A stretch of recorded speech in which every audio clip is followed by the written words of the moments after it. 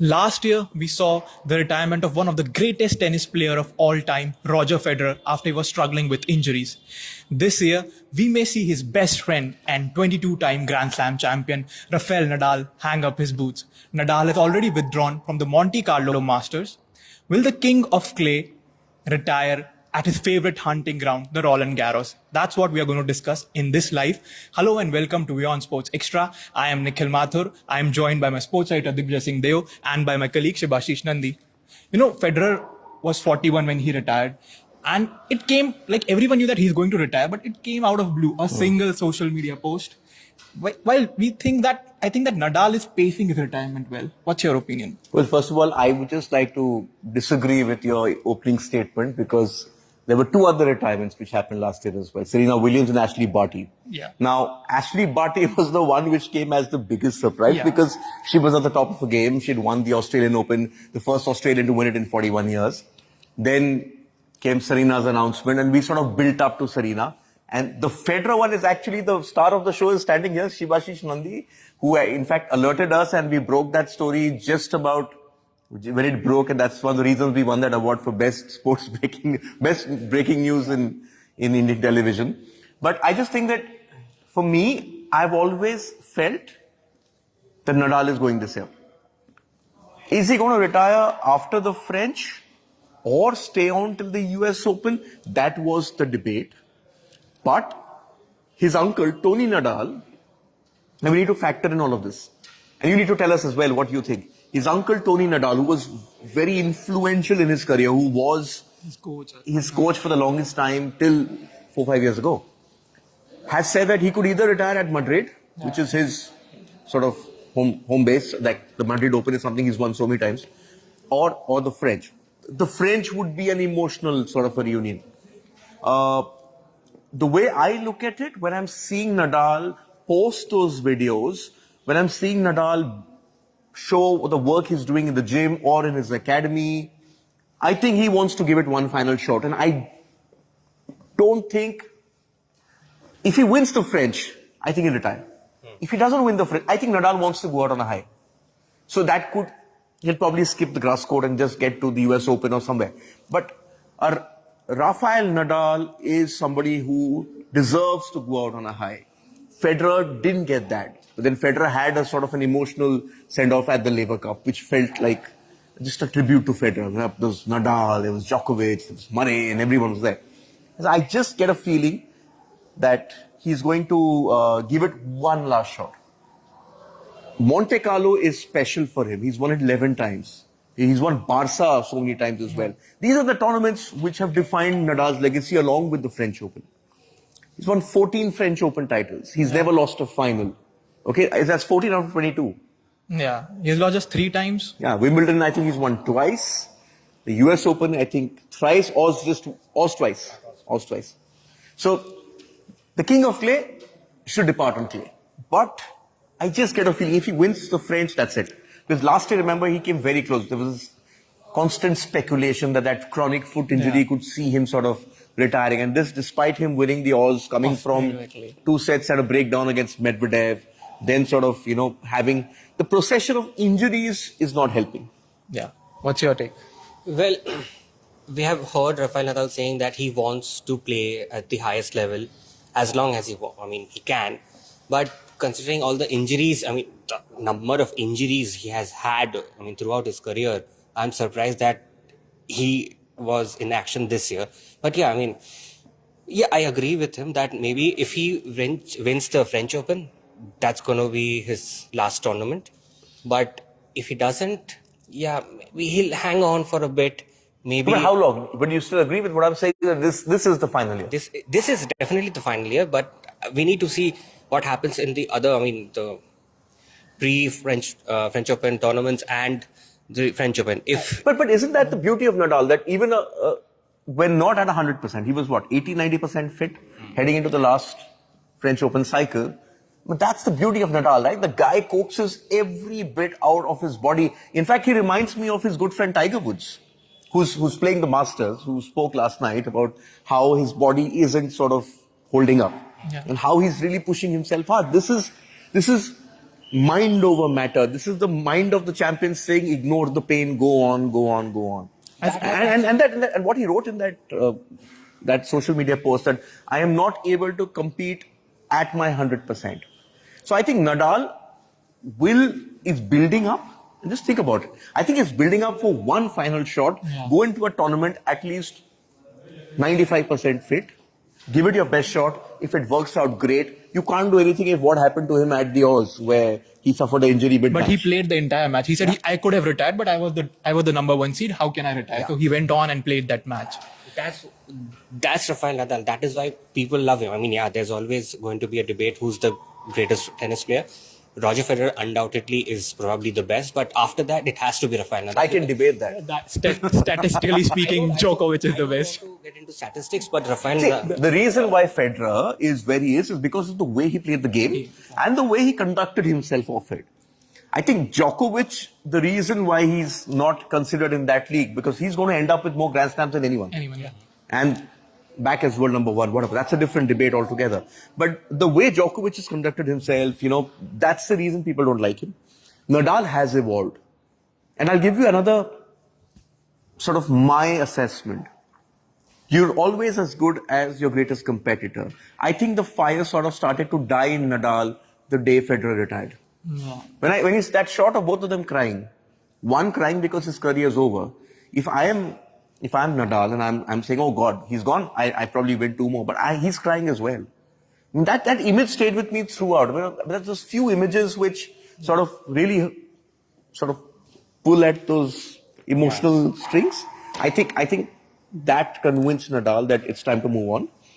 And yeah, that's what I think. What do you think? Yeah, I feel this. I feel the same. I think he wants. I think he'll play like Madrid Masters or one event, and then probably give it his all at the French Open and hopefully win it. Yeah. That's what I feel.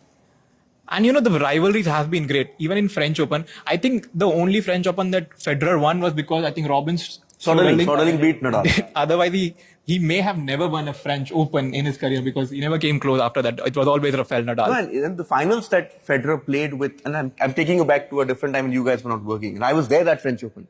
I was there. I didn't see Federer win, but I saw him beat Gilles Simon, I think, in the quarterfinals. Sampras at that point of time was the man to beat. He was the gun player, 14 Grand Slams.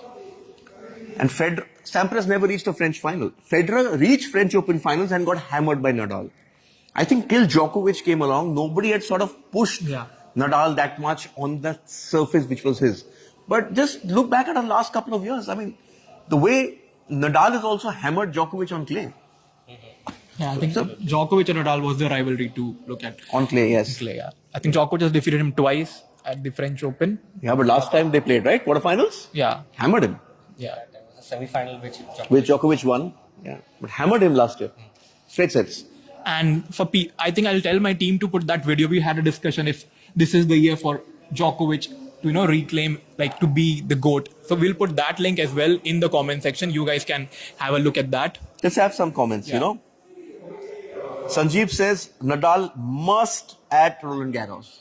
I think he's saying that he expects Nadal to retire at the French. And King says mostly yes. Will Nadal retire after the French Open? So I think across the sporting fraternity, there seems to be that acceptance that we've seen a magnificent era of tennis, of men's tennis especially. And what we saw with Federer, Nadal and Djokovic will be very difficult to replicate. Yeah. But you can never say no. I was just talking to somebody at Augusta that when I was sort of got initiated into golf and you were reading up, before Tiger, there was the Holy Trinity. Jack Nicklaus, there was Arnold Palmer, the late Arnold Palmer, and Gary Player. Then you had Tiger, the phenom. And now you're starting to see the emergence of a new Holy Trinity. Long way to go. We're talking about Rory, McIlroy, Scotty Scheffler, and John Rahm. This could be the new Holy Trinity. So you can never say never in sport. So let's say in tennis, who can be the next big three? Let's say Djokovic is there. Who are the other two? I don't think Djokovic belongs anymore. Yeah, but He's gone. He's in a different league. I think the new generation, Alcaraz. is Alcaraz. It has to be around Medvedev. Alcaraz. And I don't think. I think the Medvedevs of the world, the Tsitsipas's and the Zverevs of the world had their chance. They could not dislodge the big three. Medvedev, he defeated, like, he got one Grand Slam. no, but I'm saying, Yeah. comparative to what we have seen, like he was world number one last year, amazing fall, getting back to that form right now. You can't have that. These three didn't have that. Nadal was in the top 10 for what? 15 Yeah, years? he has a record for that. 15 years, he's now 14, right? First time So, he so you have to have that consistency. And I feel that the next generation, I thought that Zverev, Tsitsipas and Medvedev would have been a fascinating rivalry, even Rublev. Because the way Rublev started off winning all those, 250s, 500s, but he just couldn't take it to the next level. I think it's going to be the Auger Aliassims of the world. Alcaraz for sure is up there. Casper Ruud has to figure out a way. They're too young right now.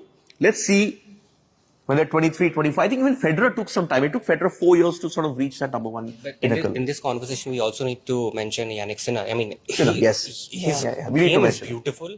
I mean, again, but he's inconsistent lately. So that's what, He reached the final, beat Alcaraz. How many people can say they beat Alcaraz? that is also true. Yeah. But that's there. So it will take time. Not everyone is a Nadal. I'm going to take you back to Djokovic. When Djokovic sort of emerged, when Murray sort of emerged, I saw them all at the 2008 Olympics. Okay? But Djokovic won a US Open, but then his real peak came 2010, 2011 onwards. It still took time. It was still the Federers of the world and the Nadals of the world. Murray's peak came 2016? 2015, 2016, that time. So long way to go for all of these guys. But I just think that the way Alcaraz has started out, I think Nadal also sees that there is somebody to take over that legacy. Yeah. I think that also helps. He has an academy and he looks after, like, I think that's a Casper good Ruud point. came there. Came from No, there. but I think that Alcaraz, the fact that he's the next Spanish superstar, being world number one, is now world number two, is a US Open champion, is a major winner. I think that will also effectively, Nadal will be thinking, you know what, I'm not leaving this Spanish tennis sort of way Spanish, down there. like, it's in a There's good somebody hand. who's going to Yeah. take over my legacy. So yeah, I think we have discussed all the points. Let's just see what's the result of the poll. Will Rafael Nadal retire after the French Open? 56% of you say. Yes. Oh, that's a close one. I thought it would be like somewhere 75-25, but this is a close one. Very close, just 6% in it. Yeah.